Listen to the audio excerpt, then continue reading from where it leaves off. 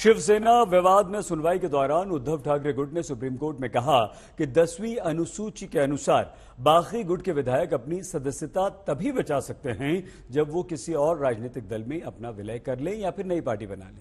जबकि शिंदे गुट के वकीलों की दलील थी कि बागी गुट शिवसेना छोड़कर कहीं नहीं गया, वो पार्टी में ही है। एक ऐसा नेता जो अपनी पार्टी के लोगों का विश्वास खो चुका हो, उसे दल बदल कानून का हथियार के तौर पर प्रयोग नहीं करना चाहिए। शिवसेना का ठाकरे गुट पार्टी पर अपना कब्जा बरकरार रखने के लिए बागी गुट से कोर्ट में, चुनाव आयोग में और जमीन पर हर मोर्चे पर लड़ रहा है। शिवसेना को शिंदे के कब्जे से बचाने के लिए उद्धव ठाकरे शिव सैनिकों से मिल रहे हैं। वहीं आदित्य ठाकरे महाराष्ट्र के अलग अलग जिलों में जाकर निष्ठा रैली कर रहे हैं और जनता के सामने अपना पक्ष रख रहे हैं। बुधवार को उद्धव ठाकरे अपने घर मातोश्री में जलगांव से आए कुछ कार्यकर्ताओं से मिले। ठाकरे ने कार्यकर्ताओं को संबोधित करते हुए कहा कि शिवसेना को तोड़ने के प्रयास पहले भी हुए हैं, पर इस बार पार्टी को खत्म करने की कोशिश की जा रही है। ठाकरे ने कहा उन्हें न्यायपालिका पर पूरा भरोसा है।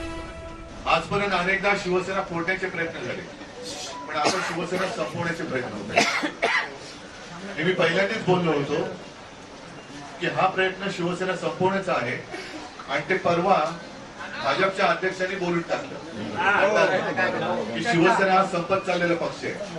त्यांना कल्पना नाहीये की शिवसेनेने अशी आव्हानं पायदळी तुडून त्यांच्यावरती भगवा रोवलेला आहे। ठीक आहे, राजकारणामध्ये हार जीत होत असते, कधी कोण जिंकत असतं, कोणाचा तरी पराभव होत असतो, परत जिंकत असतो, पण कोणी कोणाला संपवण्याची भाषा ही आपल्या देशात राजकारणाकडे झालेली नव्हती। दिल्ली में बुधवार को सुप्रीम कोर्ट में उद्धव ठाकरे और एकनाथ शिंदे गुट की याचिकाओं पर दोनों पक्षों ने अपनी अपनी दलीलें रखी। महाराष्ट्र में शिवसेना के बीच मच रहे घमासान पर सुप्रीम कोर्ट गुरुवार को भी सुनवाई करेगा। उम्मीद थी कि आज की सुनवाई में मामला आगे बढ़ेगा, पर दोनों पक्षों ने पुरानी दलीलें ही दोहराई। सुप्रीम कोर्ट ने सुनवाई के दौरान ये भी पूछा था कि जब मामला यहाँ पर चल रहा है तो निर्वाचन आयोग क्यों गए। दोनों पक्षों ने बताया कि बीएमसी के चुनाव आ रहे हैं और चिंता यह है कि दोनों पक्ष किस पार्टी और किस चुनाव चिन्ह पर चुनाव लड़ेंगे। चुनाव आयोग ने दोनों गुटों को धनुष बाण चुनाव चिन्ह पाने के लिए बताई अपनी वजहों के समर्थन में दस्तावेज देने को कहा है। चुनाव आयोग में अब इस मामले में 8 अगस्त को सुनवाई है। राज्यपाल की तरफ से ये कहा गया, सॉलिसिटर जनरल तुषार मेहता ने कहा कि राज्यपाल की हैसियत से ये कि वो अनंत काल तक ये इन लोगों के आपसी मसले को तय करने के लिए उसका इंतजार नहीं कर सकते थे, राज्यपाल को कोई कदम उठाने थे, लिहाजा उन्होंने ये तय किया कि हमारी बहुमत की सरकार यहाँ पर रहे और वो राजकाज संभाले। लिहाजा इसलिए उनको फ्लोर टेस्ट का फैसला करना पड़ा और उन्होंने फ्लोर टेस्ट करके, और साथ ही जब फ्लोर टेस्ट हो उससे पहले बहुत दिनों से एक लंबे अरसे से कोई स्थायी स्पीकर नहीं थे, इसलिए स्पीकर का भी चुनाव हुआ। वो सारी चीजें हुई। ठाकरे गुट की ओर से केस लड़ रहे वरिष्ठ वकील कपिल सिब्बल ने कहा कि शिंदे गुट के साथ गए विधायक 10वीं अनुसूची के अनुसार सिर्फ इसी सूरत में खुद को अयोग्य ठहराए जाने से बचा सकते हैं जब वो किसी और दल में अपना विलय कर लें। उनके पास बचने का कोई और रास्ता नहीं है। एक बार चुनाव जीत कर आ गए, इसका मतलब ये नहीं है कि आपका अपने राजनीतिक दल से कोई लेना देना नहीं बचता।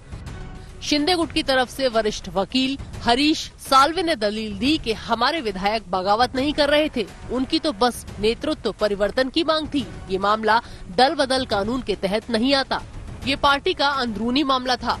ये मानसिकता बनाना गलत है कि ये लोग एंटी पार्टी गतिविधियों में शामिल थे, किसी ने पार्टी की सदस्यता नहीं छोड़ी है।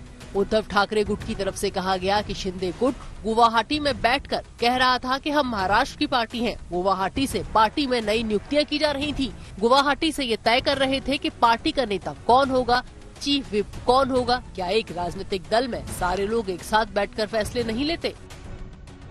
सुप्रीम कोर्ट में इस मामले में गुरुवार को भी जिरह जारी रहेगी। तो बस अब इंतजार काहे का, गुरुवार को देखते हैं कि सुप्रीम कोर्ट इस मामले में सुनवाई किस दिशा में आगे बढ़ती है और क्या वाकई ये मामला 7 जजों की संविधान की पीठ के पास जाता है। क्योंकि ऐसे ही कई मामलों पर संविधान पीठ 5 जजों की पीठ फैसला दे चुकी है और उसी की रोशनी में इसकी समीक्षा करनी है। तो ऐसे में 5 जजों की पीठ के फैसले की समीक्षा उससे ज्यादा बड़ी बेंच यानी 7 जजों की पीठ ही कर सकती है।